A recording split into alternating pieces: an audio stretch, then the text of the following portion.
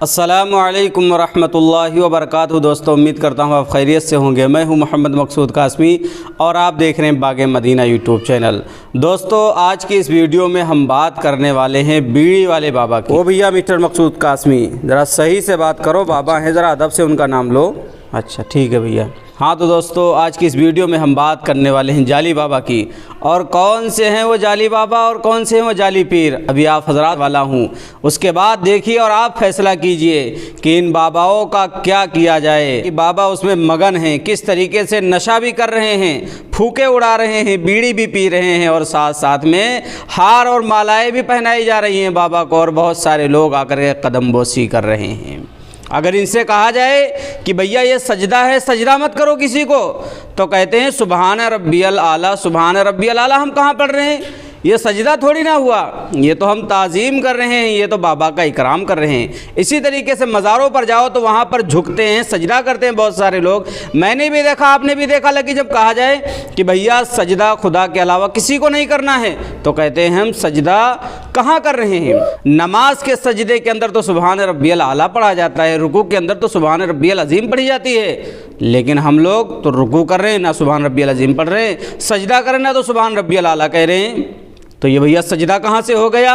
लेकिन इन जाहिलों को, इन कम अकलों को कौन समझाए? अकलों के ऊपर पर्दा पड़ा हुआ है। इन्हें दीन और शरीयत इस्लामिया से कोई मतलब नहीं है, पेट भरा जाए बस। और वीडियो भी दिखलाऊंगा, बाबा फूक मार रहे हैं, बीड़ी पी रहे हैं और कदम बोसी भी कर रहे हैं। चलिए दोस्तों, ये सब ज़रा देखिए। आपको बाबा ही मिलते हैं, इसके अलावा कोई नहीं मिलता है?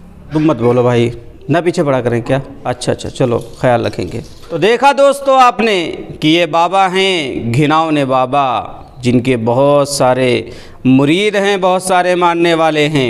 इन्हें ना नमाज का पता है, ना रोज़े का पता है, ना हज का पता है, ना ज़कात का पता है। अगर वज़ू के गुस्ल के फ़राइज़ भी पूछ लिए जाएँ फिर भी बाबा को नहीं पता होगा।